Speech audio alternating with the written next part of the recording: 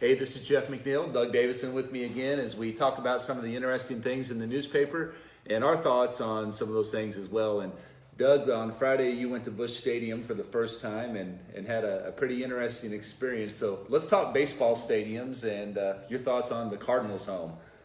I was so impressed. I've been hearing for years how it's one of the best in the major leagues, and now I understand why.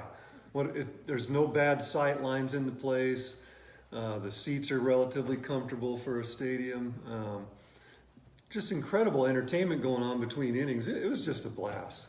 I know there's a lot of people watching that are Cardinals fans, so why don't you comment below your favorite part of Busch Stadium, maybe your favorite memory, and other stadiums you've been to that you like. You know, Doug, one I've been to that I like is Kauffman Stadium in Kansas City. I'd love to go there. I haven't, but I'd love to. It's just a cool view because you've got the waterfalls in the back kind of behind the outfield wall. Right.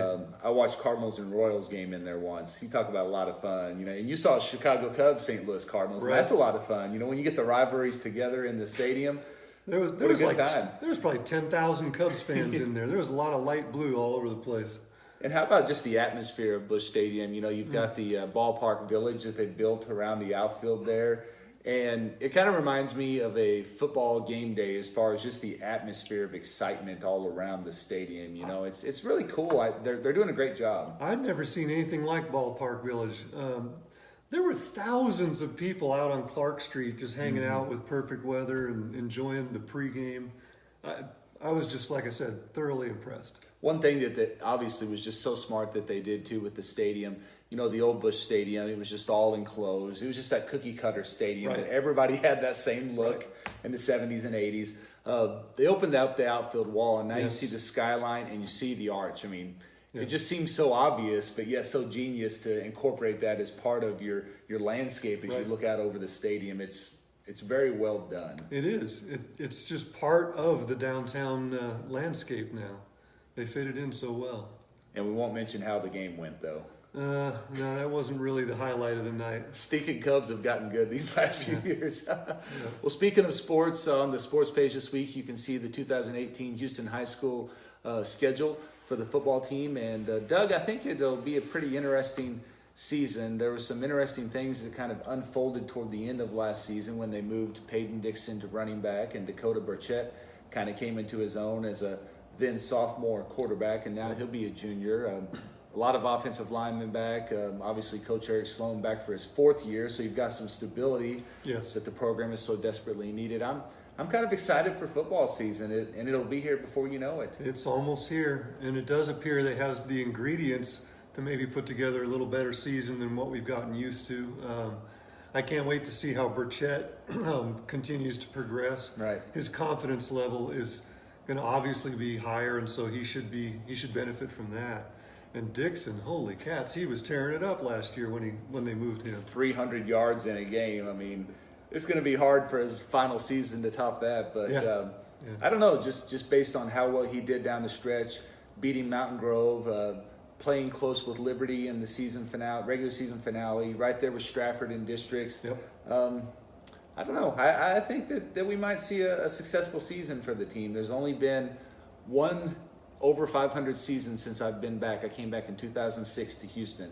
In 2008, we went 6-5, and that is it. We'll see if they can push for one or not. Two more words: beat Salem. Yes, that's got to happen. That has got to happen. Well, some interesting things on the schedule. Two new opponents in weeks 1 and week 2. Week 1, we go to Sarcoxie, which is 143 miles to the west, so it'll be a long road trip over that way. Week 2, a familiar opponent that we haven't played since 2013 in the Cuba Wildcats. Doug, one I'm really, really intrigued by. Of course, in week 4, Kabul is always just a fun night because of the rivalry and the county rivalry. Sure. Now you add Coach Vince McCroskey on the Kabul sidelines, a guy that was a assistant coach here for several years. He's been a head coach at Kabul before. He's back. It's not hard to find storylines. As writers, we love storylines. I just think that is going to be a fun night. And now they've added that it's homecoming. So you add all that on top of the rivalry. I imagine that will be a fun one with a packed house. Right. And, of course, wasn't Sloan Coach Eric Sloan. Yes. He's a Kabul graduate, and he's been head coach over there. There you go. Yeah, it's just storyline after storyline. Yep. I think it's going to be a lot of fun, and you can see the full schedule in this week's newspaper as well as online. And Doug, as we wrap up, there are several community events coming up, and I know there's one this weekend that you're particularly interested in. Yeah, the local emergency communications people, in other words, ham radio people, are going to do their annual field day demonstration near Pizza Express on Saturday. And, they represent potentially a very important service because those radios that they operate are not dependent whatsoever on any power source, like the grid, as it's often called. Or any of that. They can operate off of solar panels, generators. So if the whole grid was to fall and society struggles, so to speak, those things would still operate. We'd still have a means of communication. And they do this every year, correct? They do. So if somebody's interested in seeing how that works, what should they do? Just go check it out. I'm not sure the exact hours, but they'll be there all day.